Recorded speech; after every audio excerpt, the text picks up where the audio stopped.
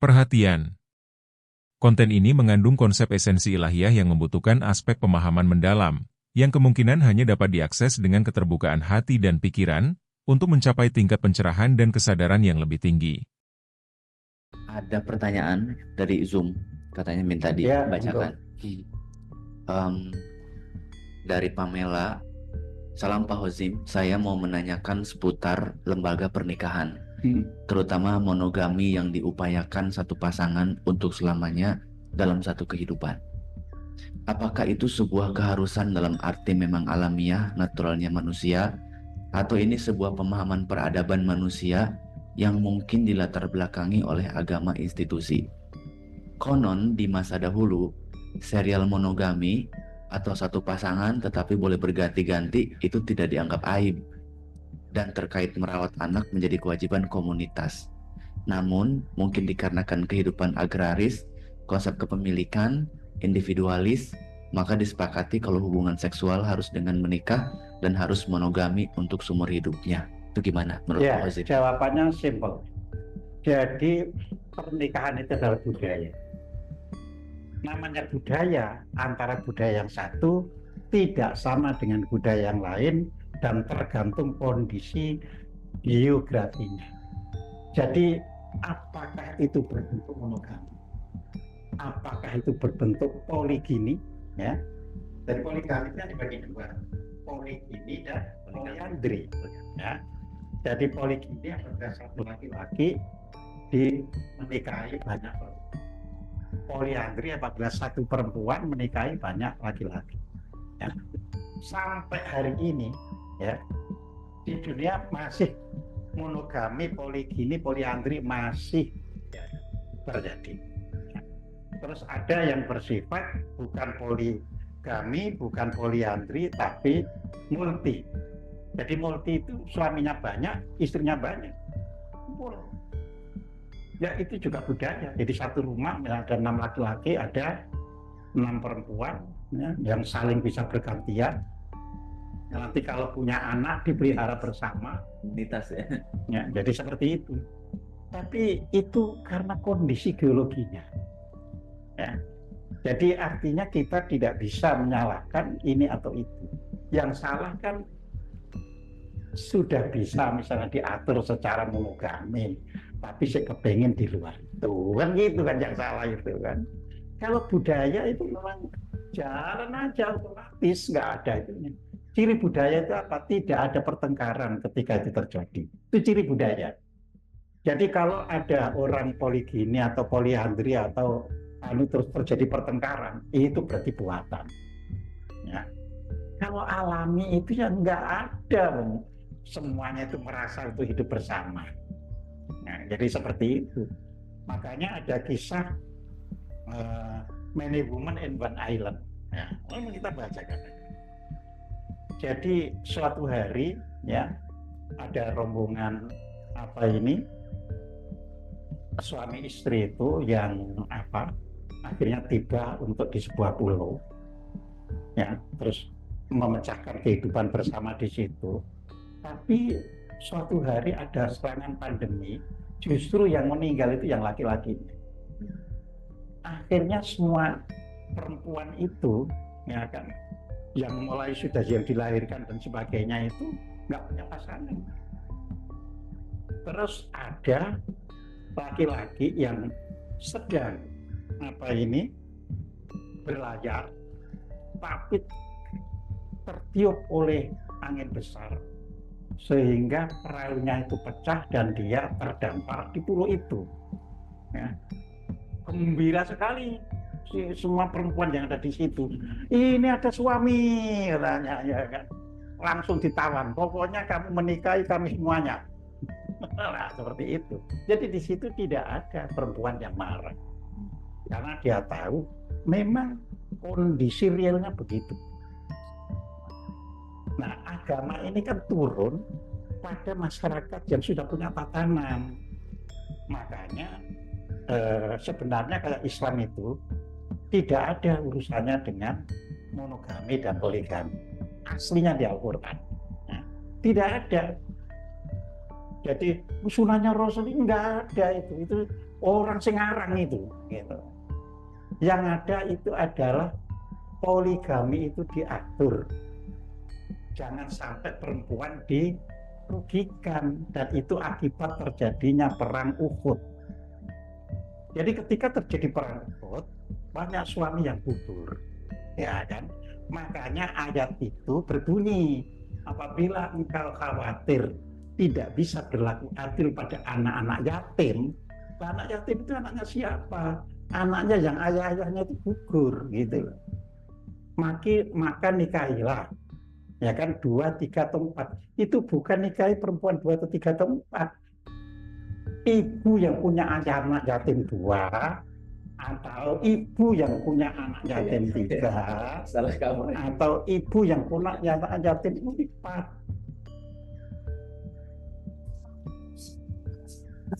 Lah itu tadi karena kan patriarki, Bu. Jadi ibunya punya anak 1, 2, 3 dan 4 tadi itu anaknya. Ya, kan itu kaitannya dengan keyatiman. Jadi nikahnya 1 orang, bang punya 2 orang, bukan begitu. Jadi di situ. Maka kalau kamu takut tidak bisa adil, nikah yang punya anak 1 saja, gitu loh. Itu lebih baik, atau menikahi budak sahayamu, begitu lah, terus dikembangkan jadi di luar itu. Iya, dan memang ayatnya kan surat An-Nisa itu di awal-awal ngomongin tentang anak yatim. Iya. Jadi surat An-Nisa itu harus dibaca dari awal, surat An-Nisa ayat 2-nya dulu. Iya, ayat 2-nya dulu. Nah, solusinya pada ayat 3-nya. Ayat 2-nya itu tentang pembagian harta kepada anak-anak yatim. Gitu. Itu.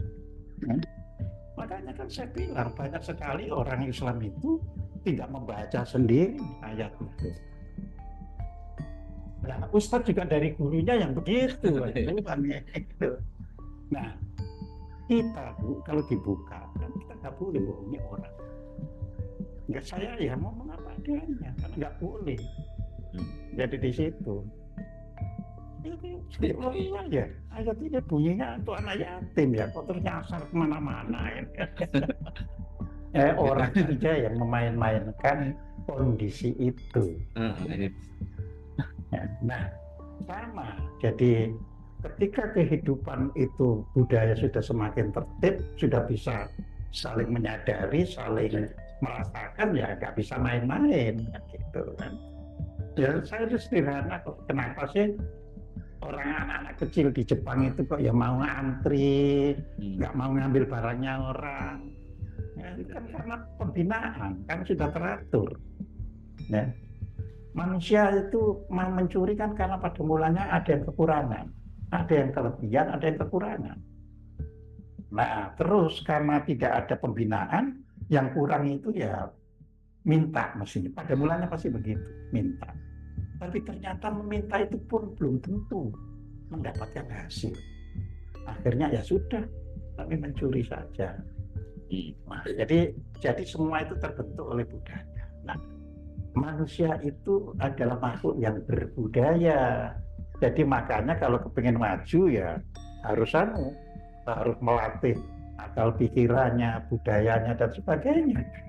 Bukan karena mengikuti nafsunya.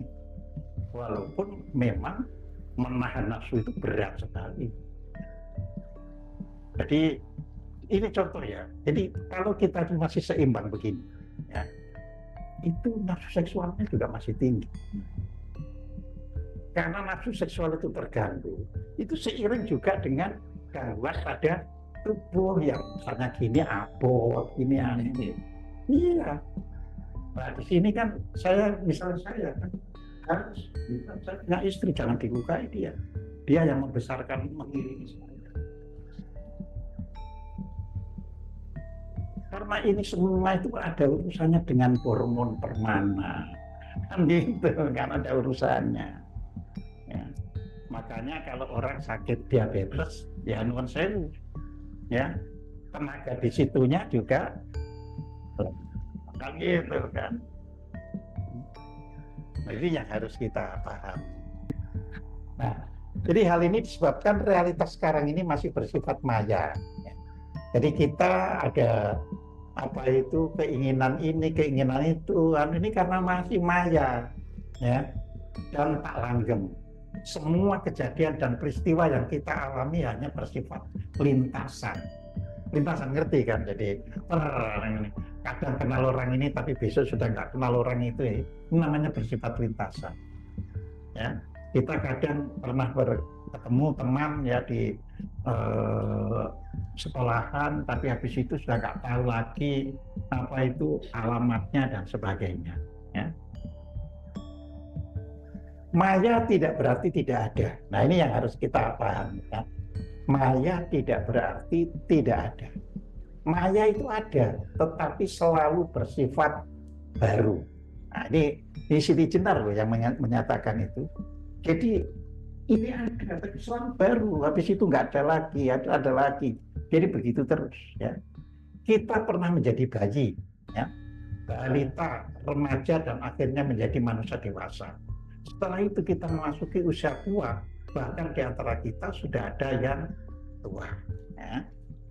Mekanisme akan terjadi terus-menerus ketika keadaan bumi belum berganti yang baru. Seperti disebut pada surat Ibrahim ayat 48. Jadi itu periodenya itu belum berganti. Nah, tadi saya katakan bergantinya kalau sudah serta juga. Ya. Nah, jadi kita baca terjemahannya saja, ya. Terjemahannya ini belum tentu sama persis dengan yang di Kementerian Agama, karena saya selalu koreksi. Ya. Pada hari ketika bumi diubah menjadi bumi yang lain, dan demikian pula langit, dan mereka tampil di hadapan Allah yang Maha Esa, yang Maha Perkasa. Jadi akan ada kondisi sebagaimana yang diinformasikan dalam Al-Quran tersebut. Entah itu seperti yang diramaikan oleh orang Barat, ya, bahwa keadaan bumi akan mulai berubah pada 21 Desember 2012 yang lalu, atau bahkan jauh setelah waktu tersebut. Sesuai dengan sifat-sifat yang diamati oleh para ahli astrofisika, perubahan ke arah yang lebih baik itu pasti terjadi. Jadi dunia ini berubah, cuma kan orang ada yang menafsirkan, mulainya tahun sekian. Nah itu rame itu 21 Desember 2012. Nah, jadi mulai berubahnya itu di situ. Ya. Tapi ada yang ya kita nggak tahu. Cuma kita memperhatikan tanda-tanda saja. Tapi yang jelas akan terjadi perubahan. Ya. Nah, menurut Siti Jenar, hidup kita sekarang ini merupakan musim untuk menabung. Apanya yang ditabung? Yang ditabung adalah kafruh, pengetahuan tentang hidup yang sejati. Jadi kita ini mulai belajar tentang hidup yang sejati. Apakah sekarang sudah bisa tercapai hidup yang sejati? Belum tentu. Karena kita ini ada karma. Boleh jadi kita baru tahu nanti setelah dilahirkan kembali. Ya, kan ada anak yang dilahirkan itu terus kok pinter ya dari lahir. Tapi ada anak yang dilahirkan itu jengkelkan. Ya, nah iya itu fakta-fakta yang harus kita terima. Ya.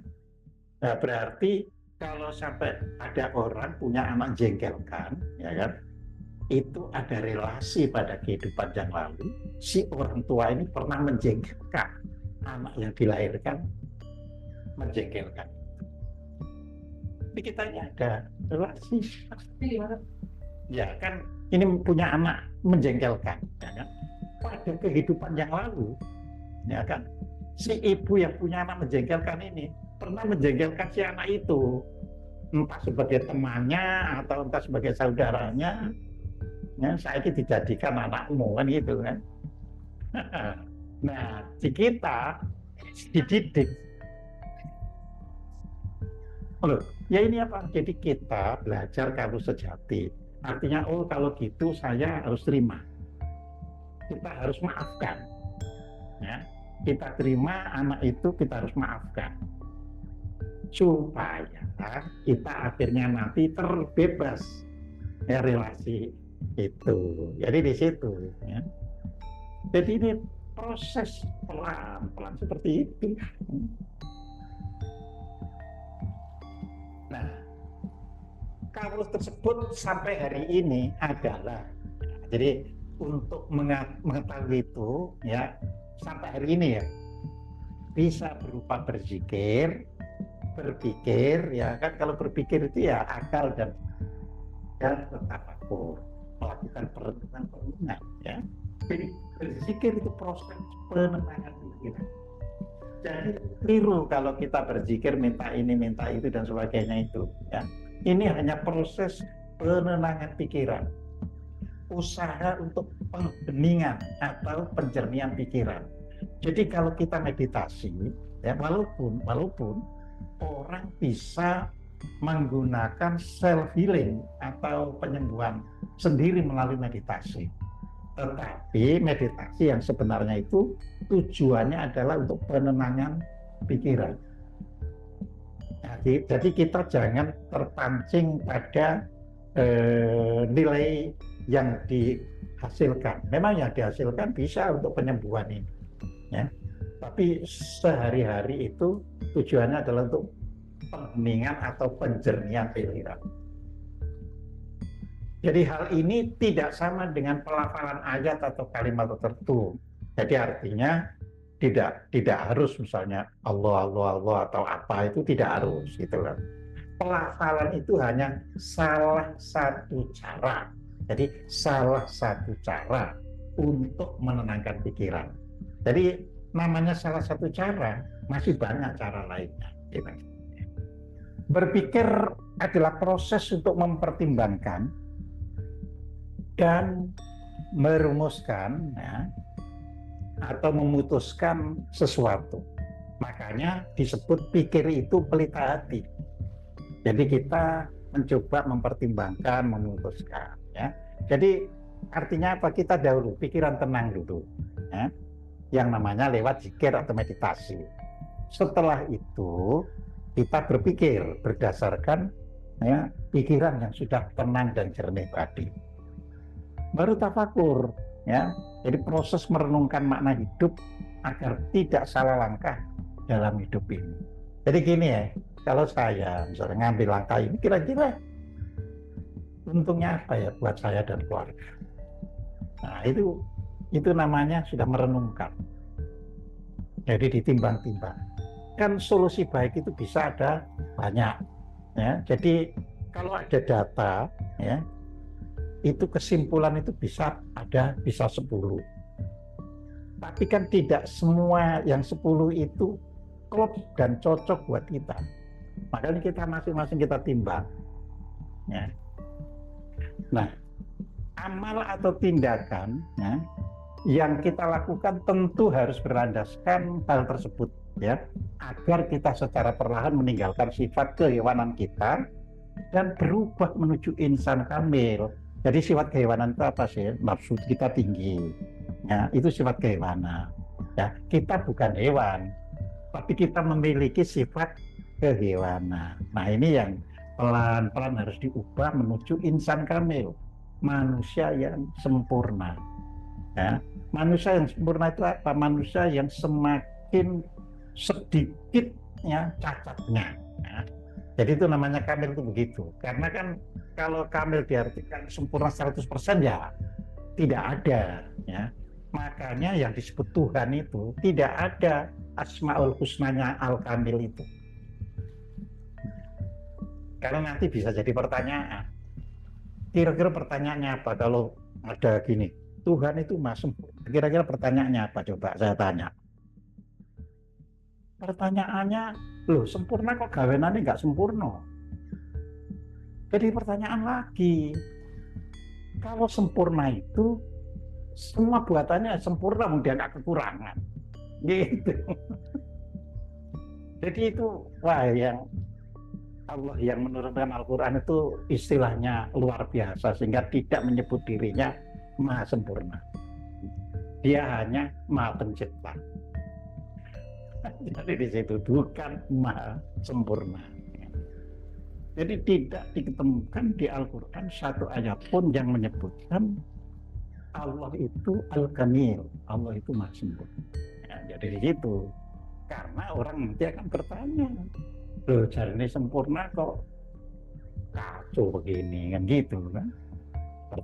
Seperti itu. Nah, jadi amal perbuatan kita tentu tidak berasal dari fotokopi orang lain. Ini yang penting kita ketahui.